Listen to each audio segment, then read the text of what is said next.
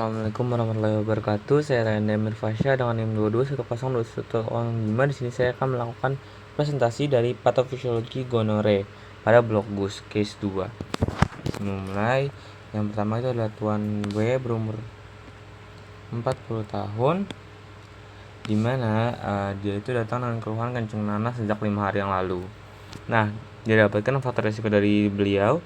Yang pertama itu dia setelah dilakukan analisis, dia ternyata memiliki riwayat seksual suka berganti pasangan, di mana dia itu berhubungan seksual dengan teman wanitanya.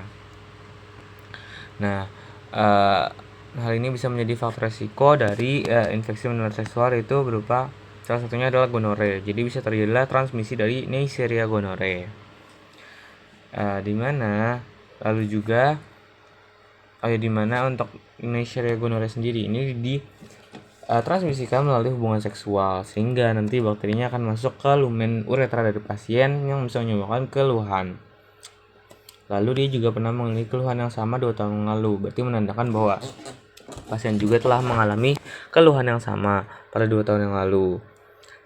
Kemungkinan besar dari infeksi yang sama. Dimana kalau dari gonore sendiri itu dia namanya ada phase variation Neisseria gonore. Dimana ini pada phase variant itu Neisseria gonore itu dia mempunyai antigen yang dapat diubah-ubah. Jadi sistem imun dari tubuh itu tidak bisa mengenali dari Neisseria gonore ini. Jadi walaupun dia sudah terjadi rekurensi atau adanya infeksi berulang, itu sistem imun tubuh akan bekerja seperti saat pertama kali dia melihat adanya adanya gonore ini. Jadi dia tidak akan membentuk antibody lagi gitu loh, karena antigen yang dipresentasikan oleh gonore ini dia berbeda karena nih phase variation ini. Lalu karena adanya transmisi tadi dari Neisseria gonore sudah phase variation ini, akhirnya terjadilah adanya perlengketan atau adesi Neisseria gonore di mukosa sel host, di mana adesi atau perlengketan ini dia disebabkan oleh Neisseria gonore yang memiliki pili, namanya pili tipe 4. Nah, pili tipe 4 ini dia berfungsi untuk memudahkan bakteri untuk beradesi ke mukosa dan juga bisa berkonjugasi ke bakteri lain. Jadi dia bisa menempel ke bakteri lain, itu ke Neisseria gonore sendiri. Jadi Neisseria gonore akan semakin banyak gitu, dia akan dilekatkan oleh pili. Itu fungsinya untuk apa? Untuk memudahkan memberikan informasi. Jadi contohnya kayak resistensi dari salah satu bakteri ini jika terhubung dengan yang lain, dia akan bisa resistensi semua gitu terhadap antibiotik gitu.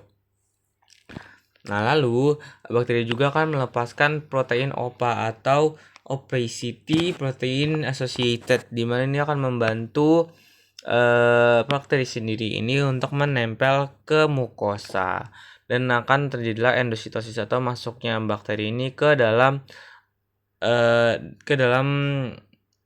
membran basal dari uretra. Akhirnya terjadilah replikasi dari bakteri di subepithelial kolumnar. Akan semakin banyak bakteri yang terjadi dan akan membentuk mikrokoloni atau koloni-koloni kecil gitu. Dimana bakteri sendiri ini dia mempunyai yang namanya immunoglobulin A protease, dimana enzim-enzim ini dia akan menghancurkan atau membunuh immunoglobulin A. Nah, immunoglobulin A sendiri itu merupakan pertahanan pertama pada mukosa yang digunakan untuk opsonisasi dari bakteri. Jadi kan opsonisasi nanti akan lebih mudah dikenali oleh makrofag atau neutrofil untuk difagositosis gitu. Namun karena nggak adanya IgA ini, karena dihancurkan oleh immunoglobulin A protease ini, akhirnya terjadi perhambatan dari pertahanan mukosa karena tidak ada yang mengopsonisasi tadi gitu. Jadi bakterinya akan lebih gampang untuk bebas gitu. Lalu dia juga kan adanya pelepasan peptidoglikan dan juga LOS atau lipo-oligosakarida, di mana LOS ini dia bisa mengeluarkan endotoksin yang bisa merusak jaringan-jaringan sel tadi di ya subepitel koluner tadi. Dan juga dia akan mengaktifkan yang namanya TLR atau toll-like receptor, di mana toll-like receptor ini dia akan mengaktifasi neutrofil dan juga fagositosis dari bakteri. Jadi dia akan mengaktifasi neutrofil, makrofag untuk menghancurkan bakteri sendiri ini. Nah, lalu makrofag juga akan mengeluarkan sitokin-sitokin proinflamasi. Contohnya adalah interleukin 1, interleukin 6, dan juga TNF alpha. Di mana sitokin proinflamasi ini bisa menyebabkan pertama, degranulasi sel mas. Jadi karena sitokin proinflamasi ini dia bisa menyebabkan degranulasi sel mas akan terdegranulasi, akan keluarlah histamin. Histamin ini nanti akan diterima oleh reseptor H1, akhirnya nanti sinyal akan dikirimkan ke spinal cord. Lalu akan dinaikkan ke talamus, ke dalam pusat gatal, akhirnya terbentuklah timbul rasa gatal. Nah, karena gatal dia digaruk oleh pasien, akhirnya terjadi ekskoriasi di sekitar OUE atau orificium urethra externum gitu. Nah, lalu sitokin proinflamasi juga akan merangsang fosfolipase dari A2. Akhirnya terjadilah metabolisme asam arakhidonat yang akan mengeluarkan mediator inflamasi ada prostaglandin juga leukotrin. Untuk prostaglandin sendiri dia bisa mensensitasi nociceptor, terus juga sinyal akan masuk ke spinal cord, ke talamus, akhirnya terjadi nyeri saat BAK dan juga ereksi. Nah, lalu juga dia akan masuk ke hipotalamus dan juga akan meningkatkan set point dari tubuh, di mana tubuh akan melakukan homeostasis, akan meningkatkan suhu tubuhnya, termoregulasi, akhirnya terjadilah demam. Lalu ada juga leukotrin akan meningkatkan permeabilitas vaskular meningkat, akhirnya lebih permeable, jadi cairan plasma dari vaskular ini akan ke interstisial gitu, akhirnya menyebabkan dia edema OUE dan juga leher penis. Jadi dia ada edema bagian penisnya. Lalu terjadilah vasodilatasi dari leukotrin tadi, bisa menyebabkan eritema OUE dan juga rasa panas pada OUE. Karena vasodilatasi dia bisa menyebabkan rasa panas pada kulit, contohnya di OUE ini. Gitu. Lalu karena tadi banyaknya bakteri tadi, akhirnya terjadi rekrutmen dari PMN atau polymorphonuclear cell, di mana ini merupakan leukosit ya untuk penghancuran dari bakteri. Jadi di leukosit dia akan terjadi leukositosis, di mana darahnya itu dia di dalam darah leukositnya 14.000, jadi lebih dari 10.000. Lalu akan terjadilah banyak fagositosis, jadi banyak bakteri yang mati, di mana nanti akan terbentuklah ROS atau radikal bebas. Nah, radikal bebas ini jika dia terlalu banyak, dia bisa menyebabkan kerusakan dari sel-sel epitel.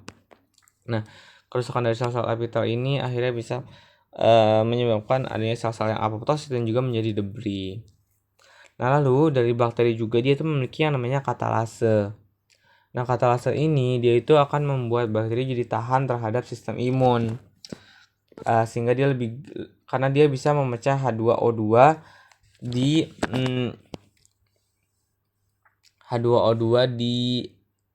fagosom gitu. Jadi saat sudah difagosit nih, dia akan masuk ke dalam fagosom dan juga nanti akan dihancurkan oleh lisosom. Namun karena katalase ini dia memecah H2O2, akhirnya akan ada penghambatan di fagosomnya.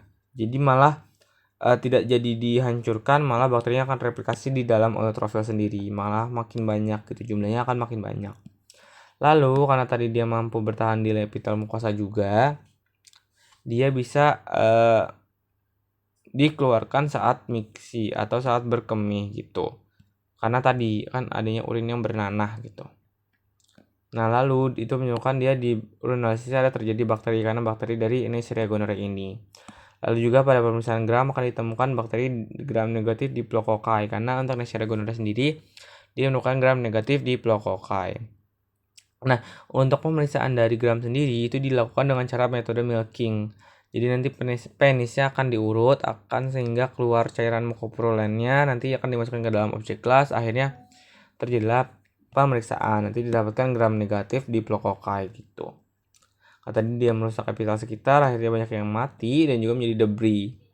Lalu juga karena banyaknya bakteri yang mati dan juga sel-sel leukosit juga mati, ada PMN yang mati, terbentuklah mukopurulen. di mana mucopurulent ditambah debris-debris tadi akan keluar bersamaan dengan urin. Akhirnya urinnya akan berwarna putih kekuningan. Sehingga saat urinalisis ini urinnya akan berbentuk keruh, terus juga ada banyak epitel karena tadi ada yang rusak dari epitel sekitarnya, dan juga leukositnya itu dia 10 hingga 15 per lapang pandang besar, dimana normal itu kurang dari 5 gitu. Nah, lalu untuk tata laksananya, pertama itu dari tata laksana dari awal sendiri untuk penyebabnya, dimana akan dilakukan antibiotik gitu. Antibiotik itu ada ceftriaxone 250 mg intermuskular single dose, dan juga ada azithromycin 1 gram oral single dose. Dimana kenapa ada 2? Jadi kalau ceftriaxone ini digunakan untuk untuk eradikasi dari bakteri Neisseria gonorrhea. Sedangkan kalau azithromycinnya ini dia itu untuk eradikasi dari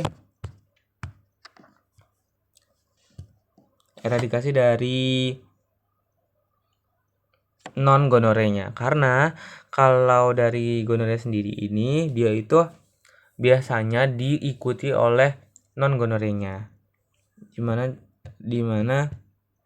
bisa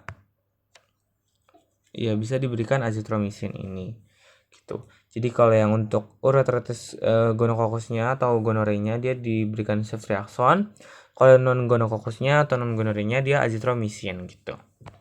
Nah, lalu bisa diberikan juga paracetamol 500 mg tab 3 kali sehari untuk mengatasi demamnya karena sebagai antipiretik.